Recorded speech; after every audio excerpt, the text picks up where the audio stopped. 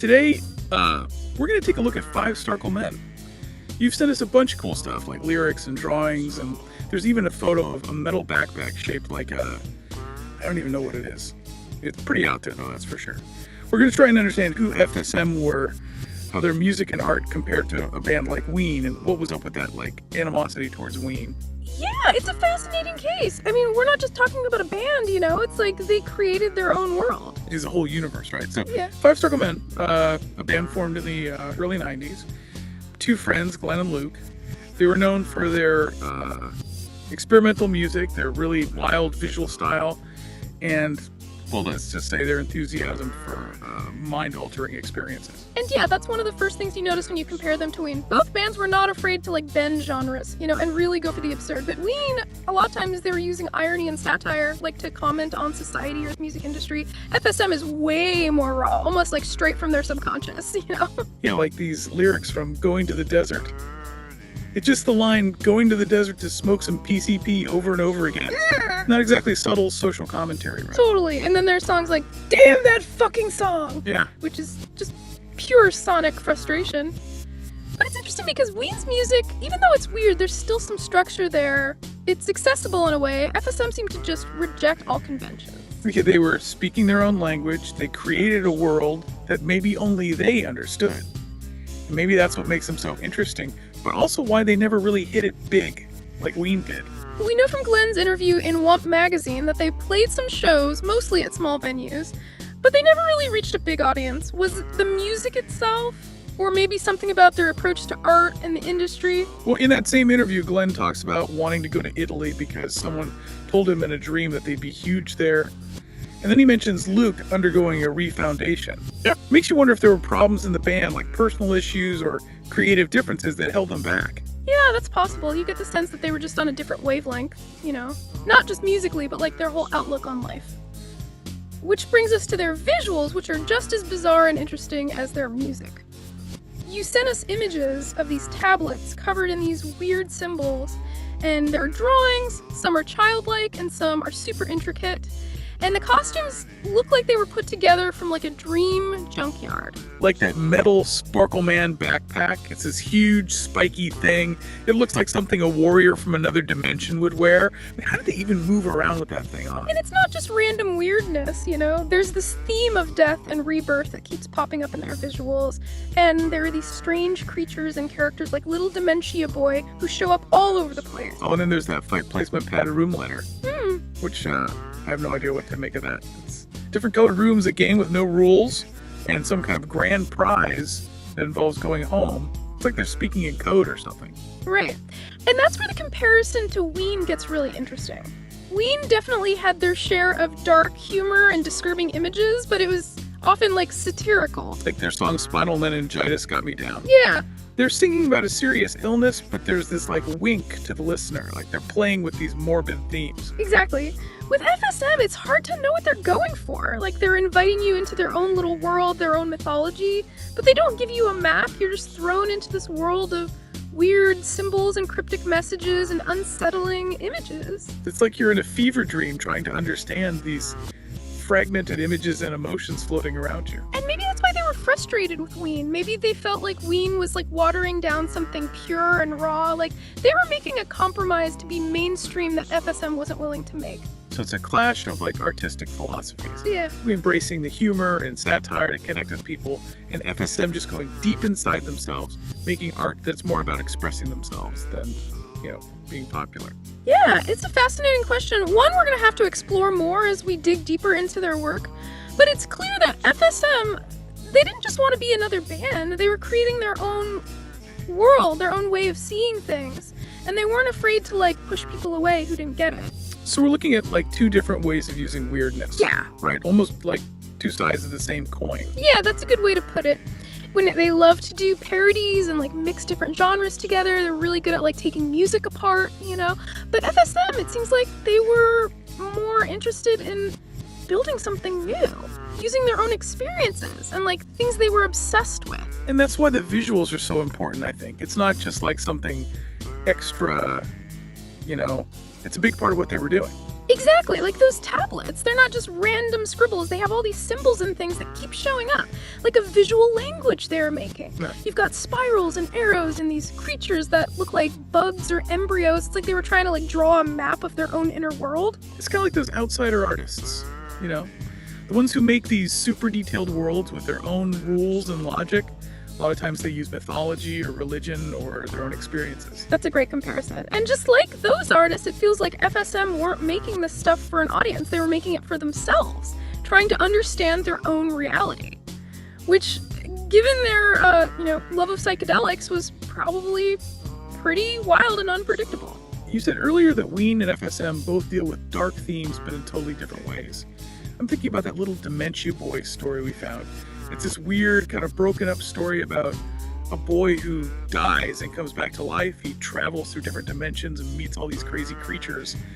It's dark and kind of disturbing, but also kind of beautiful in a way. And that's where the comparison to WEEN falls apart. WEEN could be dark and twisted, but there was always humor there, like they were winking at the audience.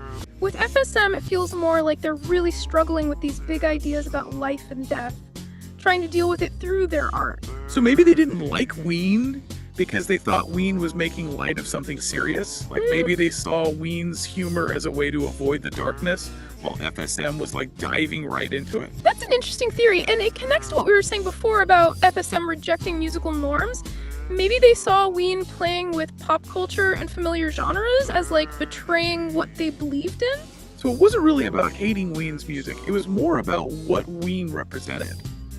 Being willing to compromise, to fit in, to make the weird stuff easier to swallow. And for FSM, that might have felt like a threat, watering down their vision. Remember, these guys were creating their own world, their own language, their own way of seeing things.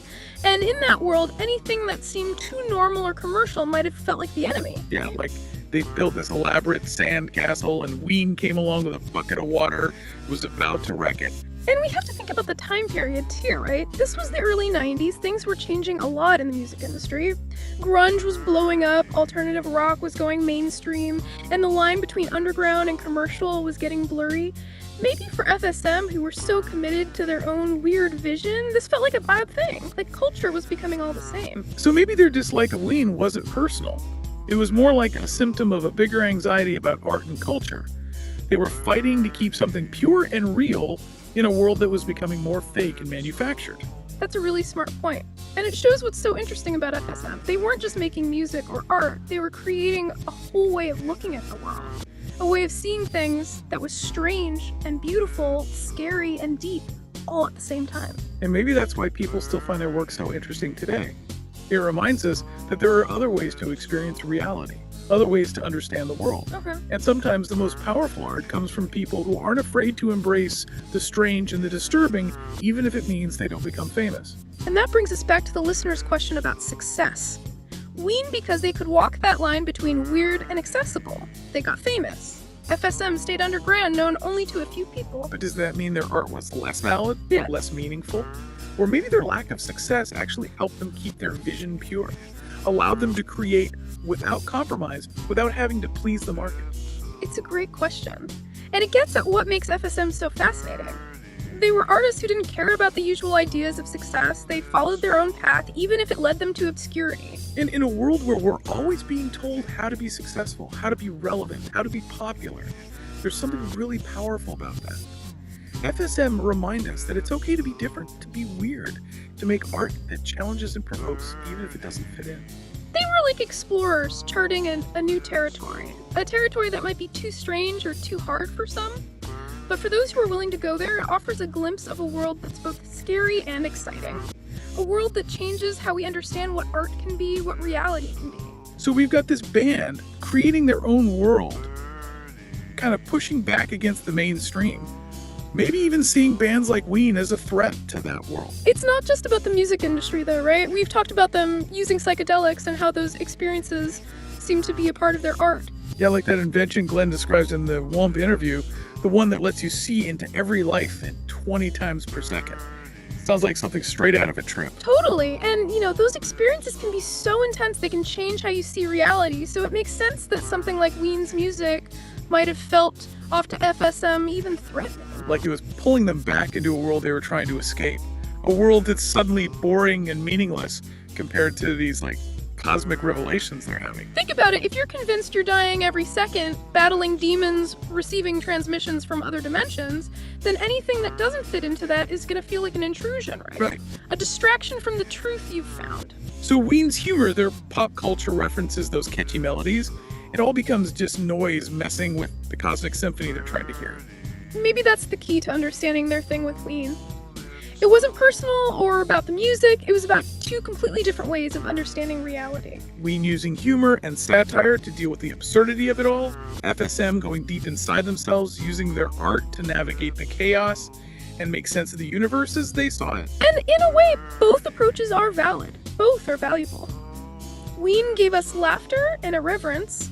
FSM challenged us to face the darker, weirder parts of ourselves in the world. With two sides of the same coin, each showing a different part of being human. And that's what makes this deep dive so interesting. We're not just learning about a band, we're exploring different ways of seeing, different ways of being FSM, with their uncompromising vision and their embrace of the strange thing. They remind us that there's always more to discover, more to question, more to experience. Like cosmic archaeologists digging through their own subconscious to find pieces of a hidden world. A world that might freak some people out, but for others, it's a source of fascination and inspiration. And even though they weren't mainstream, their legacy is real. They created work that's unique and challenging and compelling. It still inspires and provokes people today. 5 Starcle Men, a band wrapped in mystery and psychedelia, a cosmic crash of weirdness. Maybe they weren't for everyone, but for those who got it, they offered a glimpse into a reality that was both terrifying and beautiful. A reality that we're still drawn to explore. This deep dive has just scratched the surface. Now it's your turn. Dive into their music, explore their art, and see what strange truths you find. Yeah, as you go deeper, think about this. Would FSM's art have kept its power, its raw intensity if they'd become mainstream? Or would they have become just another band, another product, another casualty of the music industry? The answer, like a lot of things about 5 Starcle Men, is a mystery up to you to decide.